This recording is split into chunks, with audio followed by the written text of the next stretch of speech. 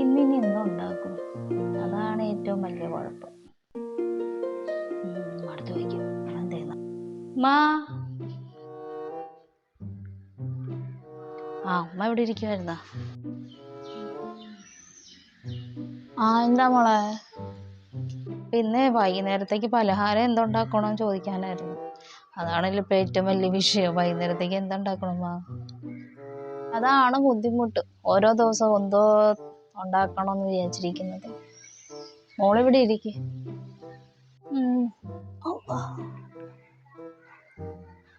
മുട്ടക്കറിയാക്കിയല്ലോ മാ. മുട്ട ഇരിപ്പുണ്ട്, നമുക്കൊന്ന് പുട്ടും മുട്ടക്കറിയാക്കാം. അത് മതി. പുട്ടും മുട്ടക്കറിയൊക്കെ മതി ഇന്നത്തെ ദിവസം. അങ്ങനെയൊക്കെ പോട്ടെ. ഫ്രൂട്ട്സ് ഒക്കെ ഇരിപ്പുണ്ടോ മോളെ? അതൊക്കെ ഉണ്ട്. ഫ്രൂട്ട്സ് ഒക്കെ ഇരിപ്പുണ്ട്. പിന്നെ കഞ്ഞി പള്ളിയിൽ നിന്ന് കിട്ടുമല്ലോ, അതപ്പോൾ ഏറ്റവും വലിയൊരു ജോലി കുറഞ്ഞിട്ട് കഞ്ഞിയും പയറൊക്കെ പള്ളിയിൽ നിന്ന് കിട്ടുന്നുള്ള സുഖം. അതെ. ഈ പെണ്ണെന്തിനാ ഇങ്ങനെ കിടന്ന് ഉറങ്ങുന്നത്? ഈ പെണ്ണെ വിളിച്ച് ഉണർത്തിക്കാൻ മോളെ. കുളിക്കാൻ പറഞ്ഞു.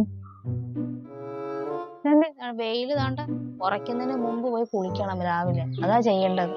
വെയില് പിന്നെ കുറച്ച് കഴിഞ്ഞാൽ കുളിക്കാനൊന്നും പറ്റത്തില്ല. ഉച്ചയാകുമ്പോൾ കുളിക്കാൻ പറ്റത്തില്ലേ. ചെല്ലി കിടക്കട്ടുമ്മ. ചോദിച്ചു പോയി. ഇപ്പൊ മിണ്ടി പോയാൽ അവൾ അപ്പ ചോദിക്കും നോമ്പ് കുളിക്കുന്ന സമയമായോ ചോദിക്കും. അതുകൊണ്ട് അവിടെ അങ്ങനെ ഇരിക്കട്ടെ. അതെ, ചെറുപ്പത്തിലേ നോമ്പ് പിടിച്ച് നമ്മൾ ശീലിപ്പിക്കണം. അല്ലെങ്കിൽ നമ്മൾ കുഞ്ഞല്ലേ കൊച്ചല്ലേ ഇച്ചിരി കഴിയട്ടെ എന്നും പറഞ്ഞ് നമ്മളിങ്ങനെ പിടിപ്പിക്കാതിരുന്നാൽ പിന്നെ അവർക്ക് നോമ്പ് പിടിക്കാനുള്ള ഒരു ഉന്മേഷം അവർക്ക് അങ്ങ് പോയി കിട്ടും. അതുകൊണ്ട് നമ്മൾ ചെറുപ്പത്തിലേ കുഞ്ഞുങ്ങളെ നോമ്പ് പിടിച്ച് ശീലിപ്പിക്കണം. അതാണ് നമ്മൾ ചെയ്യേണ്ടത്. അല്ലെങ്കിൽ വളർന്നു കഴിയുമ്പോൾ പിന്നെ അതവർക്ക് ബുദ്ധിമുട്ടായിരിക്കും.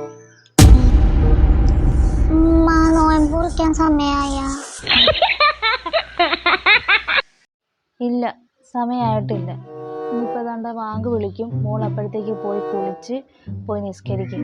നോമ്പ് പിടിച്ചാൽ മാത്രം പോരാ, നിസ്കരിക്കുകയും ചെയ്യണം. ചെല്ല്, അപ്പോഴത്തേക്ക് ബാങ്കൊക്കെ വിളിക്കാൻ സമയമാവും. ചെല്ലിപ്പോയി കുളിക്കും.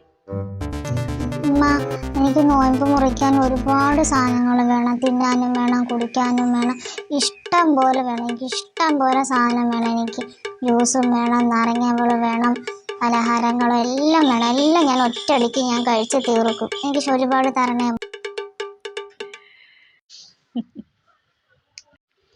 ഇതിപ്പോൾ അങ്ങനെ തോന്നുന്നേ മോളെ.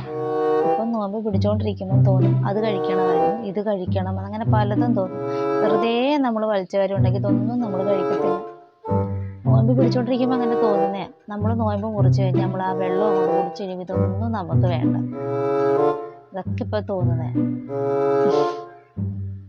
അതേ, അത്താഴത്തിന് എണീക്കുമ്പോഴേ വയറ് നിറച്ച് ചോറ് കഴിക്കും. അല്ലാതെ ചായയും 2 ബിസ്ക്കറ്റും കഴിച്ചാലൊന്നും ബലം കിട്ടത്തൊന്നുമില്ല.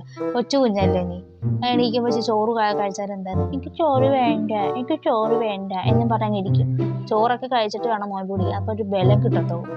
അതൊക്കെ നിന്റെ പ്രായത്തിലൊക്കെ ഉണ്ടല്ലോ. ഞങ്ങളുടെ ഉമ്മ ചോറ് വിളമ്പി ഇങ്ങനെ വെക്കും. എന്നിട്ട് ഞാൻ ഇങ്ങനെ നോക്കും അതിനകത്ത് ഏതാണ് കൂടുതലുള്ളത്. എന്നിട്ട് ആ ചോറ് എടുത്ത് തിന്നും.